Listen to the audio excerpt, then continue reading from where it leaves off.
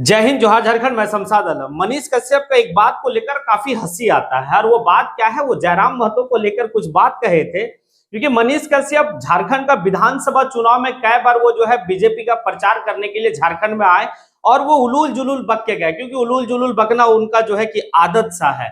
और कई सारा इल्जाम जो है कि जयराम महतो के ऊपर लगाए थे, जो आज हंसी का एक पात्र बन चुका है। और जयराम महतो जब डुमरी विधानसभा से वो विधायक बने, अगर किसी को पूरे हिंदुस्तान में सबसे ज्यादा सदमा लगा होगा तो वो है मनीष कश्यप। चलिए चलते और समझते हैं कि आखिर बात क्या क्या कहा था मनीष कश्यप, और इस बात को लेकर जो है कि काफी ज्यादा हंसी क्यों है लोगों में। क्योंकि मनीष कश्यप एक बात कहा था जयराम महतो को लेकर, जयराम महतो को लेकर इस बात को कहा कि जयराम महतो साफ सुथरा राजनीति करो, और मनीष कश्यप का नाम लेकर जो है हाईलाइट होना चाहते हो तो साफ सुथरा राजनीति करो। बात समझिए, मनीष कश्यप का नाम लेकर जयराम महतो हाईलाइट होना चाहते हैं। देखिए मनीष कश्यप का कथनी और क्या है। भाई मनीष, तुमको तो ये सोचना चाहिए कि तुम जयराम महतो का नाम लेकर फेमस हो रहे हो, क्योंकि तुम कहीं ना कहीं जाके किसी का गोद में बैठ गया। लेकिन जयराम महतो एक बात तो सिखा दिया पूरे झारखंड और पूरे हिंदुस्तान के युवाओं को कि भाई कि अगर आपका मुद्दा सही है तो आप बहुत कुछ कर सकते हैं और बेहतर कर सकते हैं, और किसी का आप मोहताज नहीं हो सकते। और ये बात तो झारखंड में वो दिखा दिया। जिस तरह से लोकसभा का वो चुनाव लड़ा, लोकसभा में जितना वोट लाया जयराम महतो की पार्टी, उसके बाद वो विधानसभा में निरंतर काफी जो है कि काफी मेहनत करते रहे, अपने एम को लेकर, अपना मुद्दा को लेकर वो मतलब हमेशा जो है कि एक्टिव रहे। और हुआ नतीजा ये कि जब झारखंड का विधानसभा का चुनाव जब रिजल्ट आया तो उसमें से जो है कि जयराम महतो अपना डुमरी विधानसभा से जो है कि वो विधायक चुने गए, और उनके काफी ज्यादा यानी कि लगभग 20 ऐसे कैंडिडेट थे जो काफी ज्यादा वोट लाए। ये अपने आप में एक इतिहास है। मनीष कश्यप को सोचना चाहिए कि हम किसके बारे में क्या कह रहे हैं। और इसी दरमियान में मनीष कश्यप जब झारखंड आया तो कई सारा इल्जाम भी लगाया जयराम महतो के ऊपर कि जयराम महतो जो है बांग्लादेशियों का समर्थक है, बांग्लादेशियों को सपोर्ट करता है। उसके बाद मनीष कश्यप झारखंड में आके जमाई टोला का बात करता है, रोहिंग्या मुसलमान का बात करता है। दूसरा बात जो है कि यहाँ पर जयराम महतो के ऊपर एक और इल्जाम लगाया था, और वो इल्जाम ये था कि जयराम महतो को फंडिंग कहां से आता है। अगर इसका मैं पुर्जा खोल दूं तो फिर जयराम महतो जो है कि अपने आप मतलब जयराम महतो मुंह दिखाने लायक नहीं रहेगा।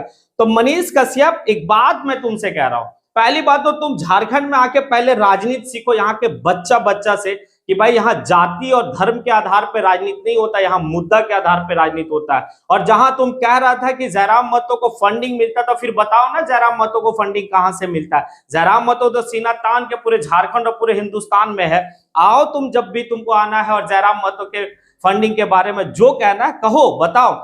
एक बात तो तय है कि झारखंड में बीजेपी का हार में भी जो सबसे बड़ा हाथ अगर रहा किसी का, तो वो खुद जो है कि बीजेपी का नेता यानी कि मनीष कश्यप का। क्योंकि मनीष कश्यप यहाँ पर आने के बाद क्या है कि झारखंड का डेमोग्राफी चेंज हो गया है, झारखंड में जमाई टोला है, झारखंड में जो है जयराम महतो को फंडिंग बाहर से हो रहा है।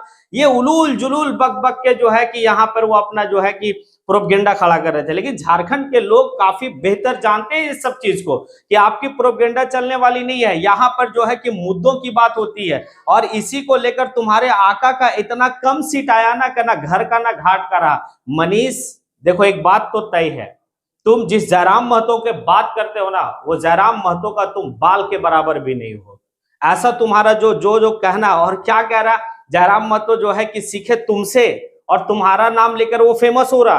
अरे मेरे भाई, क्या कह रहे हो मनीष, ये बात शोभा नहीं देता है। एक ऐसा लड़का जो अपने बलबूते झारखंड की राजनीति में स्थापित किया है, और झारखंड की राजनीति में सबसे ज्यादा प्रभावशाली अगर कोई है आज वर्तमान समय में तो वो है जयराम महतो। और ये बात तुम कह रहे हो, जो तुम्हारा ना आगे का कुछ है ना पीछे का कुछ है। जो आएगा वो, कल तक तुम जो है कि एक यूट्यूबर के रूप में था, आज एक नेता बन गया है।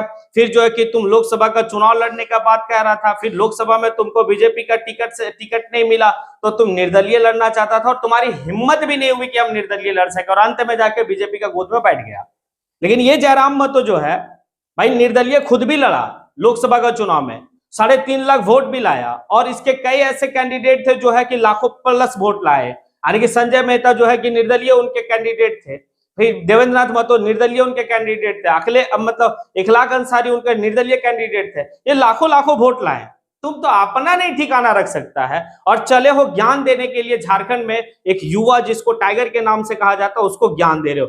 ज्ञान तुम्हारा नहीं चलने वाला। उसके बाद फिर विधानसभा का चुनाव लड़ा जयराम महतो। विधानसभा का चुनाव में जो है कि भाई कि डुमरी से 94-95 हजार वोट लाता है और ऐसा गढ़ में वो चुनाव जीता जहां पर जो है कि एक मतलब परंपरा जो है कि वो सीट रहा था जेएमएम का, उसको उखाड़ के फेंका और अपने आप को स्थापित किया। उसके बाद उसके कई ऐसे जो है कि कैंडिडेट रहे हैं जो नई नवेली पार्टी है, जो अभी एक राजनीति मतलब एक जो है कि आंदोलन से मतलब उभरी हुई पार्टी है। उस पार्टी से कई ऐसे कैंडिडेट थे जो 70,000 प्लस वोट लाए, कई ऐसे कैंडिडेट थे जो 50,000 प्लस वोट लाए, कई ऐसे कैंडिडेट थे जो भाई 40,000 प्लस वोट लाए, और तुम आए हो ज्ञान देने के लिए। तो हंसी लगता है कि आखिर तुम कहते क्या हो। उसके बाद तुम इल्जाम ये भी लगाया कि जयराम महतो का जो है कि पार्टी का कुछ कार्यकर्ता हमारे पीछे लगे हुए हैं, हमें तोड़ने का तो तुम तोड़ेगा तुमको कौन यार? तुम्हारे पीछे आने के अपना समय बर्बाद कौन करना चाहेगा? तुम्हारा समय, तुम्हारे पीछे समय बर्बाद करना चाहेगा? अगर उस समय जयराम महतो चाहता तो तुम्हें खूब जवाब दे सकता था, और जवाब देने का वो जो है कि अपने आप में मादा रखता भी है। लेकिन वो जान रहा था कि तुम्हारे जैसे लोगों का मुंह लगना अच्छी बात नहीं है, क्योंकि तुम्हारे जैसे लोगों के लिए जो है कि झारखंड के छोटे छोटे लोग ही जो है कि काफी हैं जो तुमको सबक सिखा सकता है। और वाकई में तुमको सबक सिखाया। झारखंड में जो है कि कुछ ऐसे लोग थे जो तुमको देवघर में रोक के सबक सिखाया। उसके बाद तुम जमशेदपुर जाना चाह रहा था, तुम्हें चीफ गेस्ट बनाया गया था, भाई वहां भी तुमको खदेड़ा गया। कहां कहां तुम्हें नहीं खदेड़ा जा रहा। उसके बावजूद भी गलछेत्री वाला बात है कि भाई कि जयराम महतो हमसे सीखे, जयराम महतो मेरा नाम लेके जो फेमस हो रहा, तेरा नाम लेके फेमस होगा जयराम महतो। जयराम महतो अपने आप में एक आज के वक्त में काफी बड़ा जो है एक स्थापित लीडर है, एक पढ़ा लिखा लीडर है। तुम्हारे जैसा जो है कि भकलोलगिरी करके और तुम्हारे जैसा ही रेलाई ठेलाई वाला बात करके वो आगे नहीं बढ़ा।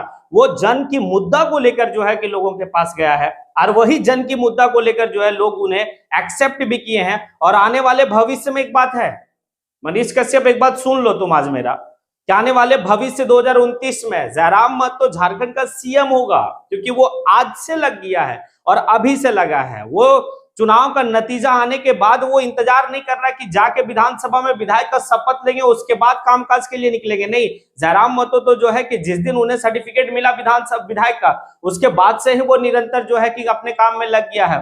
फोन पे जो है कि सारी समस्या का समाधान करने का कोशिश कर रहा, उसके बाद स्कूल कॉलेज में जाके बच्चों से मिल रहा, पढ़ाई से रिलेटेड सारी बात कर रहा। ये वाली बात है। और हम झारखंडियों में जो है ना, एक बात तो है कि अपने में बहुत जो है कि हम लोग बेहतर करने का कोशिश करते हैं। वो तुम्हारे जैसे लोगों के लिए नहीं है ये झारखंड। और झारखंड में आना तो आने के लिए मना नहीं है, लेकिन एक बात है सोच समझ के अपनी बात को रखना कि क्या रखना है नहीं रखना।